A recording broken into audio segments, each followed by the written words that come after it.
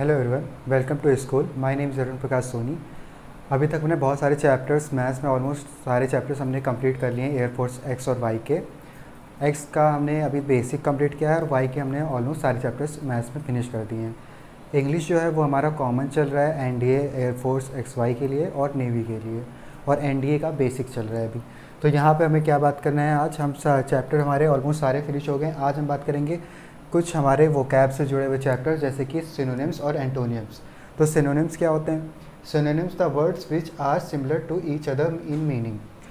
ऐसे वर्ड्स जो सिमिलर हो मीनिंग में, उसको अलग अलग तरीके से हम उसको बोल सकें, उसको क्या बोलते हैं? सिनोनिम्स। यानी एक ही चीज़ का अलग अलग तरीके से प्रोनाउंसिएशन हम कर सकें, उसको बोलते हैं सिनोनिम्स। उसी के बाद एंटोनिम्स आते हैं। तो एंटोनिम्स क्या क्या मतलब होता है? एक ही, जैसे एक वर्ड है उसका अपोजिट मीनिंग। जैसे हमने बोला अप, तो इसका एंटोनिम्स क्या होगा? डाउन। तो जैसे किसी चीज़ का विलोम शब्द, जो हिंदी में बोलते हैं विलोम शब्द, और सिनोनिम्स को हिंदी में क्या बोलते हैं? पर्यायवाची। मतलब अलग एक ही चीज़ का अलग मतलब एक चीज़ के अलग अलग तरीके से बोलना, उसको बोलते हैं पर्यायवाची, सिनोनिम्स। और एक चीज़ को अगर हम बोल रहा है किसी ने और उसका उल्टा हम अपोजिट बोले, तो उसको क्या बोलते हैं? विलोम या फिर एंटोनिम्स। तो ऐसे कि हमारे दो चीज़ें, दो टर्म हमें पता चली, सिनोनिम्स और एंटोनिम्स। अब यहाँ पे हमें कुछ वर्ड्स मैंने इधर लिखे हुए हैं, कुछ वर्ड्स हमने इधर लिखे हुए हैं। वर्ड्स के साथ इधर मैंने वर्ड्स की मीनिंग नहीं लिखी हुई है, वो आप खुद से सर्च करिए। तो जब आप खुद से इसकी मीनिंग सर्च करेंगे तो आपको पता चलेगा कि इसके अलावा भी इसको हम क्या क्या बोल सकते हैं। अभी तो मैंने सिर्फ एब्सॉर्ब को फॉरगिव लिखा है, अब एब्सॉर्ब को और क्या क्या बोल सकते हैं आप जब सर्च करेंगे और इसकी मीनिंग, तो आपको और पता चलेगा। इसलिए ये तो अभी मैंने खुद से फाइंड किए हुए हैं, खुद से फ़िल्टर किए हुए हैं कि ये क्वेश्चंस ऐसे पूछे जा सकते हैं। और इधर क्या हुआ है, जो कुछ क्वेश्चंस जैसे कि मैंने एग्ज़ाम दिया था, जो मेरे एग्ज़ाम में पूछा गया था, वो वाले क्वेश्चंस जो मुझे इंटरनेट से मिले हुए, जो गूगल से मिले हुए, वो सारे हमने इस साइड लिखे हुए हैं मेन, जो हमें याद करके रखना है। इसको हर हाल में इस वाली चीज़ को याद करके रखना है। ये वाला आप इसको ज़्यादा कम कर सकते हैं, इसमें और भी आप इंक्रीज़ कर सकते हैं। तो पहला वर्ड जैसे यहाँ पे क्या हुआ है, हम पहले बात करेंगे। जैसे यहाँ पे एक वर्ड हमने लिया, उसको हम बताएंगे कि वो उसका सिनोनिम्स क्या है, फिर उसी वर्ड का हम एंटोनिम्स जानेंगे क्या होता है। तो सबसे पहले बात करते हैं यहाँ पे एब्सॉल्व। एब्सॉल्व क्या होता है हमारा? एब्सॉल्व की सिनोनिम्स क्या होती है? फॉरगिव। अब सिनोनिम्स हम ये भी कर सकते हैं कि इसका मीनिंग भी एक तरीके से होता है। यानी एब्सॉल्व को हम अगर कोई पूछा जाए एब्सॉल्व की मीनिंग क्या होगी, तो हम उसको फॉरगिव भी बोल सकते हैं। और यहाँ पे सिनोनिम्स इसका क्या होगा? Forgive, as simple. तो यहाँ पे एब्सॉल्व का सिनोनिम फॉरगिव, और इसी का एंटोनिम्स, अगर कोई चीज़ हमने किसी को फॉरगिव कर दिया किसी चीज़ के लिए, तो सेम चीज़ अगर हम इसका उल्टा बोलेंगे तो क्या होगा? हमने तुमको फॉरगिव नहीं किया, यानी कि तुम अक्यूज्ड हो, तुम जिम्मेदार हो इस चीज़ के। मतलब किसी चीज़ का तुमने गलत यूज़ किया या कुछ किया, गलत काम किया, तो यहाँ पे क्या हो गया हमारा? उसका अक्यूज, यानी वो अक्यूज्ड है, उसने ये चीज़ चोरी की या किसी को मार दिया, तो वो अक्यूज्ड हो गया वहाँ पे। तो यहाँ पे तुमने एब्सॉल्व को फॉरगिव लिखा, उसी को अक्यूज। तो ये मैं समझाने के लिए इतना मैं एक्सप्लेनेशन दे रहा हूँ एक वर्ड का। बाकी में सीधे सिंपली इसकी सिनोनिम देखेंगे और एंटोनिम्स देखेंगे। तो यहाँ पे दिख रही है क्या लिखा है? Accord, ACCORD, accord. अगर आपको बोर्ड पे छोटा दिख रहा होगा तो मैं स्पेलिंग डिक्टेट कर दे रहा। जैसे यहाँ पे क्या लिखा है? ACCORD, accord. एकॉर्ड का सिनोनिम्स क्या होता है? अग्रीमेंट, यानी किसी चीज़ को अग्री कर जाना कि हाँ ये चीज़ अग्रीमेंट में हम साइन कर रहे हैं या कुछ भी। और इसी का अपोजिट क्या हो जाएगा? अगर हम किसी चीज़ को अग्री कर रहे हैं और किसी चीज़ को हम डिसअप्रूव कर रहे हैं, डिसअग्री कर रहे हैं, तो उसको क्या बोलेंगे हम? डिस्कॉर्ड। अग्रीमेंट या फिर डिस्कॉर्ड, इसका क्या हो जाएगा? अपोजिट। सिमिलरली यहाँ पे क्या लिखा है? एडजर। एडजर क्या, सॉरी, यहाँ पे क्या लिखा है? एब्जर, ABJURE। प्रोनाउंसिएशन सबकी ये डिफरेंट होती है। मैं यहाँ पे एब्जर बोल रहा हूँ कि इसको। एब्जर का मतलब क्या होता है? रीअनाउंस और अप्रूव। इसका सिनोनिम्स क्या होता है? रीअनाउंस, और इसका अपोजिट क्या होता है? अप्रूव कर देना, किसी चीज़ को अप्रूव कर देना, एब्जर का मतलब। अबेट का मतलब क्या होता है यहाँ पे? सिनोनिम्स। यहाँ पे मतलब से मेरा मतलब क्या है? यहाँ पे सिनोनिम्स क्या है इसका? तो यहाँ पे सिनोनिम्स, अबेट का क्या है? मॉडरेट, और इसका अपोजिट क्या हो जाएगा? सप्लीमेंट। अबेट का मतलब कुछ कम, मतलब कि जैसे कि किसी चीज़ का मतलब पूरी तरीके से यूज़ ना हो पाना, या फिर अबेट का मतलब ये बोल सकते हैं कि जैसे आधा अधूरा चीज़। तो यहाँ पे इसका सिनोनिम्स क्या हो जाएगा? मॉडरेट, मतलब कि हाँ चलो मॉडरेट है। लेकिन इसका अपोजिट क्या हो जाएगा? मतलब फुलफिल है। तो यहाँ पे सप्लीमेंट, यानी कि पूरी सप्लीमेंट, इसको पूरा है, इसका सप्लाई पूरा है। एलियन, एलियन का मतलब जैसे कि वो जादू वाला एलियन नहीं, यहाँ पे क्या होगा? यहाँ पे एलियन, एलियन मतलब आउटसाइडर, जो हमारे प्लैनेट से ना हो, या फिर जो हमारे नेटिव कंट्रीज से ना हो, या फिर जो बिल्कुल अलग से कोई आ जाए, तो उसको क्या बोलते हैं, एलियन। जैसे कि एलियन सब्सटेंस बोलते हैं, यानी कि जो अननोन सब्सटेंस होते हैं, जिसको हम जाने नहीं, बाकी लोग जानते हैं वो बात अलग है, लेकिन जैसे हमने नहीं जाना किसी चीज़ को, तो उसको हम क्या बोलेंगे, एलियन। तो एलियन का हमारा सिनोनिम्स क्या हो जाएगा, आउटसाइडर। आउटसाइडर को हम एलियन बोल सकते हैं, एलियन को आउटसाइडर। आप सिनोनिम्स इधर का देख रहे हैं, आप ये ऐसा मत समझिए क्या कि यही आएगा। मान लीजिए एंटोनियम्स में ये वर्ड आपका आ गया, जैसे एब्सॉल्व का अक्यूज़ है, अक्यूज़ आ गया तो आपको एब्सॉल्व लिखना पड़ेगा। तो ये नहीं कि आपको ये आए तभी ये लिखना है। अगर ये वाला आ जाए राइट हैंड साइड वाले, तो आपको यही पता होना चाहिए कि इसका एंटोनियम तो यही होगा। अगर 1 0 के उल्टा मान लेते हैं हम, तो 0 1 का उल्टा हो गया। तो बस वही चीज़ है, जैसे एब्सॉल्व यहाँ पे है तो एक्यूज़ यहाँ पे, तो एक्यूज़ यहाँ पे अगर क्वेश्चन में पेपर में आ गया तो एब्सॉल्व को हमें टिक करना है। फॉरगिव अगर आ गया तो हमें एब्सॉल्व टिक करना है, और एब्सॉल्व आ गया तो फॉरगिव तो मैं पढ़ा ही रहा हूँ। सिमिलरली यहाँ पे अगर आउटसाइडर का हमें वो पूछ लिया जाए सिनोनिम, तो हम एलियन लिखेंगे, एलियन पेपर में होगा वो टिक करेंगे। अगर एलियन लिख किया जाता है तो आउटसाइडर, और इसका हमारा एंटोनिम्स क्या हो जाएगा, नेटिव, यानी कि हम उसको पहचानते हैं, वो हमारे नोन में है। उसके बाद क्या होता है, बारबरस। बारबरस का मतलब क्या होता है, क्रूरता, हिंदी में उसको क्रूरता बोलते हैं। और इसी का सिनोनिम्स क्या हो जाएगा, सैवेज। आज तक सब लोग सैवेज बहुत कूल वर्ड समझते होंगे, लेकिन यहाँ पे क्या होता है, बारबरस का मतलब क्या होता है, सैवेज। तो बहुत सैवेज लग रहे हो, या फिर बहुत मतलब तारीफ़ में कमेंट बोलते हैं, कॉम्प्लीमेंट बोलते हैं सैवेज, तो उसका मतलब क्या होता है, आज अब से आपको पता होगा, सैवेज का मतलब बारबरस होता है, यानी क्रूरता। और इसका क्या हो जाएगा अपोजिट, अगर कोई चीज़ को हम क्रूरता बोल रहे हैं, उसका अपोजिट क्या हो जाएगा, दयावान, दयालु, तो उसको हम इंग्लिश में क्या बोलेंगे, ह्यूमेन। उसी तरह से कॉन्ट्रैरी, कॉन्ट्रैरी यानी CONTRARY, कॉन्ट्रैरी, इसको क्या बोलते हैं, डिसिमिलर। सिनोनिम्स उसका क्या होता है, डिसिमिलर, और इसका क्या हो जाएगा हमारा एंटोनियम, अलाइक, यानी कि सेम। कंसेंट, CONSENT, कंसेंट की मीनिंग क्या होती है, मतलब सॉरी, कंसेंट का सिनोनिम्स हमारा क्या होता है, परमिट। और परमिट को हम अपोजिट में क्या बोल सकते हैं, ऑब्जेक्ट, यानी कि किसी चीज़ को ऑब्जेक्ट करना, कि यहाँ नहीं रुक जाओ, अभी मैं परमिट नहीं दे रहा, अभी मुझ पर ये ऑब्जेक्शन है, मतलब ये मैं ऑब्जेक्ट करना चाहता हूँ, तो इसको क्या बोलेंगे, ऑब्जेक्ट। केपेबल, केपेबल के क्या बोलते हैं, सिनोनिम्स क्या होता है, कॉम्पिटेंट। अब कॉम्पिटेंट आपने सुन लिया, अब केपेबल मतलब क्या होता है, मतलब वो इस चीज़ को करने के लायक है, मतलब किसी भी चीज़ को, टास्क को अगर वो कर सकता है तो उसको बोलेंगे केपेबल। उसी का सिनोनिम्स क्या हो जाएगा, कॉम्पिटेंट। और इसी का एंटोनिम्स क्या होगा, आपने उरी मूवी में देखा होगा, तो उसमें बोलते हैं इनकॉम्पिटेंट नर्स।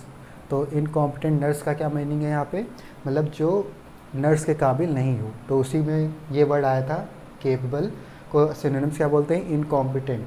तो देखिए आपको ऐसे यूज़ करना है, तो ऐसे ही आपको याद भी रहेगा, जैसे कि मैंने मूवी का एग्जांपल ले लिया, तो अभी आपको रिमेंबर रहेगा कि हाँ मूवी में ये वर्ड आया था। तो आपको ऐसे शॉर्ट शॉर्ट ट्रिक्स बीच बीच में याद करके रखने हैं, ताकि आप बोर भी ना हो, और आपको जब भी कुछ भूल जाए तो बस मूवी देख के आपको वर्ड्स का मीनिंग पता चल जाए।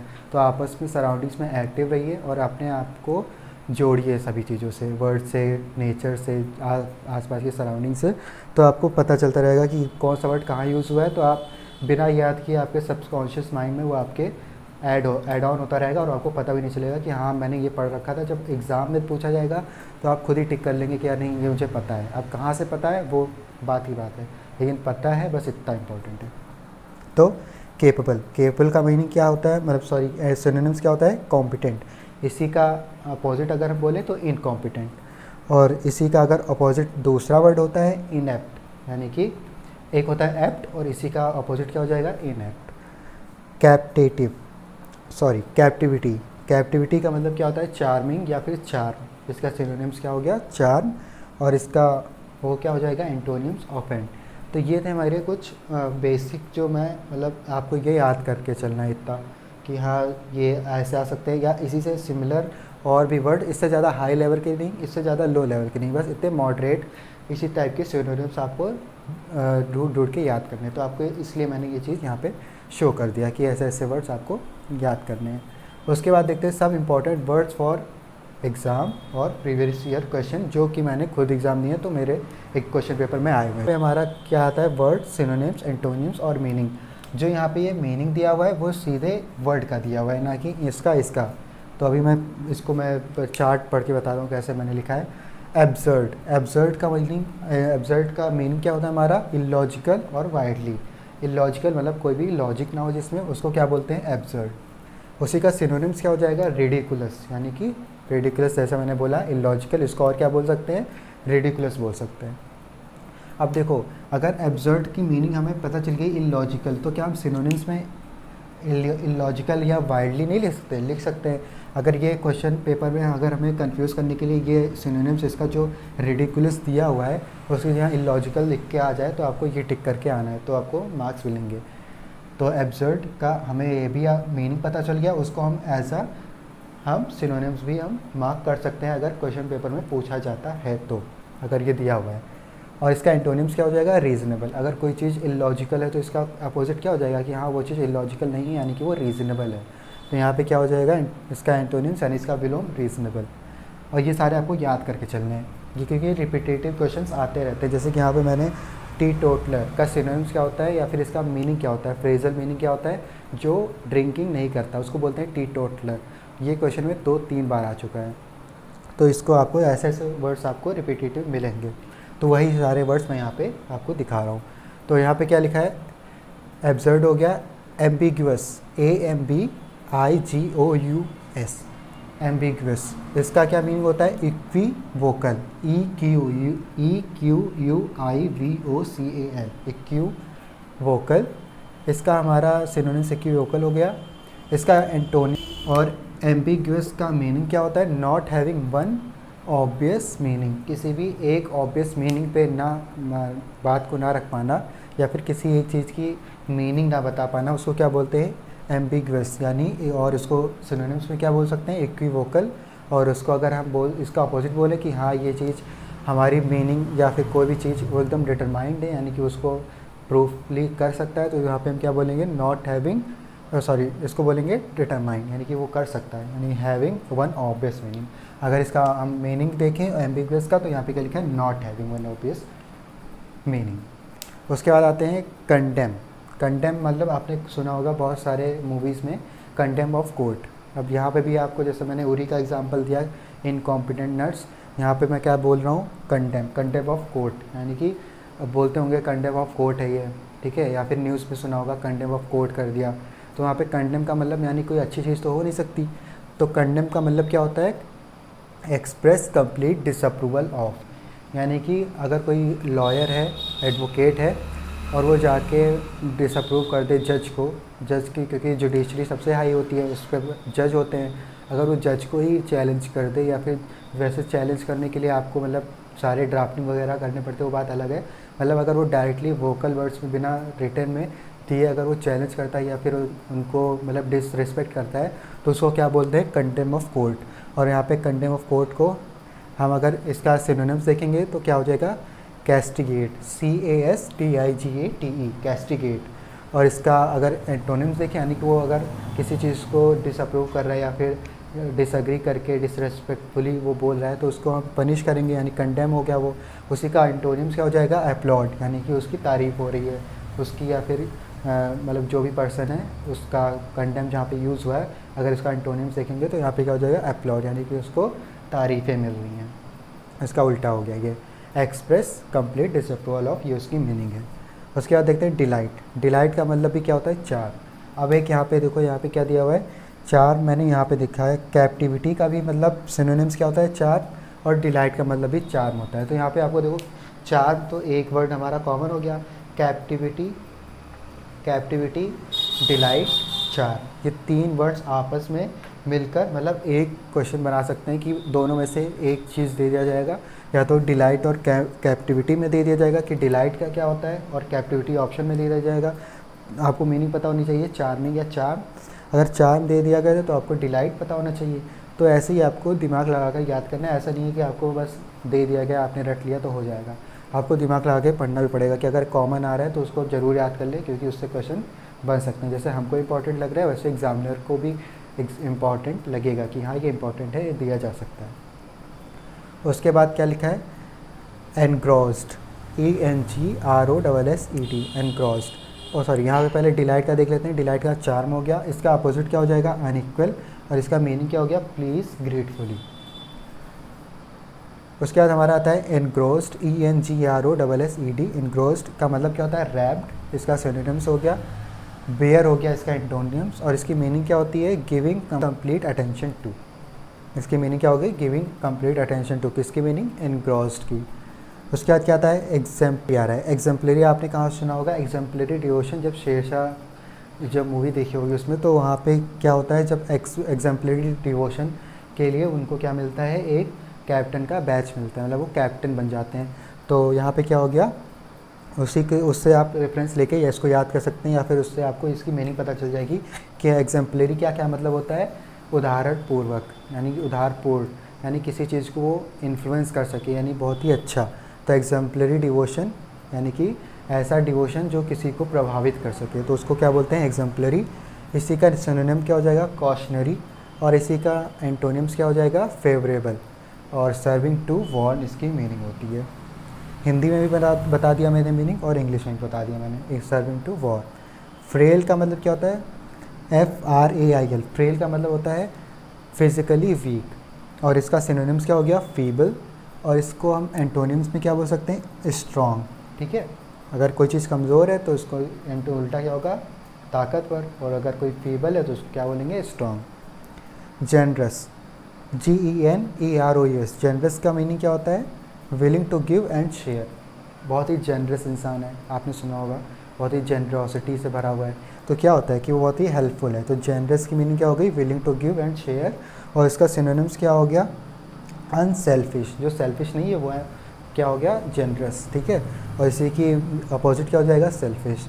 देखो यहाँ पे अन लग गया है और यहाँ पे अन नहीं लगा है, बस UN हटा दिया तो हमने वो क्या हो गया? एंटोनिम्स हो गया हमारा। अगर सेल्फिश हो गया, इसका क्या एंटोनिम्स होगा? अनसेल्फिश। और अनसेल्फिश का सिनोनिम्स क्या हो गया? जेनरस। तो आपको अपोजिट भी पढ़ना आना चाहिए।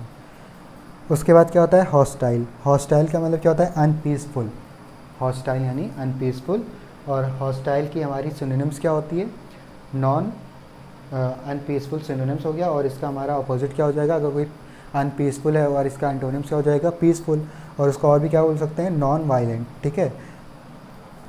इल विल, हमारा इच्छा, कोई गलत इच्छा अगर हो किसी की तो उसको क्या बोलते हैं? Ill will. और उसको हम क्या बोलते हैं? हॉस्टाइल। इल विल, हॉस्टाइल उसकी मीनिंग हो गई। हॉस्टाइल की मीनिंग इल विल, दोनों साइड से ठीक है। और हॉस्टाइल का हमारा सिनोनिम्स क्या हो गया? पीसफुल। और इसका एंटोनिम्स क्या हो गया? Non violent. सिमिलरली टिमिड का मतलब क्या होता है? टिमिड का मतलब होता है अफ्रेड, यानी कि टिमिड को हम और क्या बोल सकते हैं? अफ्रेड। और इसकी मीनिंग क्या होती है? Showing a fear and lack of confidence. कोई लैक ऑफ कॉन्फिडेंस या फियर शो कर रहा है तो उसको क्या बोलेंगे? टिमिड। और इसी का एंटोनिम्स क्या हो जाएगा? ब्रेव। सिमिलरली यहाँ पे ट्राइबल आ रहा है, तो ट्राइबल का हमारा सिमिलर मीनिंग यानी कि हमारा सिनोनिम्स क्या हो जाएगा? निगलिंग। और इसकी ट्राइबल की हमारी मीनिंग क्या होती है? Little important. ठीक है, जो ट्राइबल लोग होते हैं, ठीक है, ट्राइबल यानी कि जो आदिवासी लोग होते हैं, वो देखो बहुत ही उनको रिजर्वेशन मिलता है। क्यों? क्योंकि वो बहुत ही लोग का बिलोंग करते हैं, मतलब हमारे जैसे अर्बन एरियाज़ में नहीं रहते हैं, या फिर कोई भी अगर कोई गांव भी उनके लिए अर्बन एरिया है, और हम लोग अगर जैसे कोई शहर से है तो बहुत ही उनके लिए बड़ी बात होती है। तो ट्राइबल लोग के लिए क्या बोलते हैं? उसको निगलिंग। और इसी का वो क्या होता है? लिटिल इंपॉर्टेंस, यानी कि वो होती उनके लिए बाहर की दुनिया मतलब बहुत ही बड़ी लगती है। या फिर एक हमारे एक सब्जेक्ट मैंने इसलिए लिया ताकि आपको एक एग्जांपल दे सकूं। वैसे में वही नहीं है कि सिर्फ उन पे ही बिलोंग करता है ट्राइबल। ट्राइबल कुछ भी हो सकता है। ट्राइबल नेमिंग होता है, यानी कि जब IUPAC ने आपने केमिस्ट्री में पढ़ा होगा तो उसमें आया होगा ट्राइबल नेम क्या है? मीथेन का। तो ऐसे ही यहाँ पे हमारा आता है ट्राइबल। ठीक है, तो ट्राइबल की मीनिंग हमारी क्या होगी? Little importance. और ट्राइबल आपने आदिवासियों के लिए सुना होगा, आपने केमिस्ट्री में सुना होगा, और ट्राइबल आपने रिजर्वेशन में भी सुना होगा। ठीक, ये ट्राइबल लोग हैं, तो उसको निगलिंग बोलते हैं, सिनोनिम्स। और इसका अपोजिट क्या हो जाएगा? लार्ज। इनर्ट, इनर्ट भी आपने केमिस्ट्री में सुना होगा, इनर्ट गैसेस। ठीक है, इनर्ट गैसेस कौन कौन से होते हैं? नीचे कमेंट बॉक्स में ज़रूर बताइएगा। इनर्ट हमारे होते हैं नॉन मूविंग। ठीक है, इसका सिनोनिम्स क्या होता है? Non moving. और इसका हमारा अपोजिट क्या हो जाएगा? मूविंग। और इसका हमारा मीनिंग क्या होता है? Unable to move. तो देखो यहाँ पे लास्ट वाले में देखो कितनी सिमिलैरिटी है। इनर्ट आपको लगेगा केमिस्ट्री का वर्ड, लेकिन इसकी सिनोनिम्स क्या है? Non moving. अगर इसी नॉन मूविंग को हम और बोलना चाहें तो बोलेंगे अनेबल टू मूव, ठीक है। तो non moving, unable to move, इन दोनों के बीच में एक सिनोनिम बन सकता है। इनर्ट, अनेबल टू मूव, इनमें बन सकता है सिनोनिम्स। इनर्ट और नॉन मूविंग इसमें तो ऑलरेडी बना हुआ है। और इनर्ट, मूविंग, ये हमारा एंटोनिम बन सकता है। नॉन मूविंग, मूविंग, ये भी हमारा एंटोनिम बन सकता है। अनेबल टू मूव और मूविंग, इसमें भी हमारा एंटोनिम बन सकता है। तो इस तरीके से आपको पढ़ना है logically. So thank you, this is Arun Prakash Soni, hope you like this video. So मिलते हैं अगले वीडियो में, तब तक के लिए गुड बाय, थैंक यू।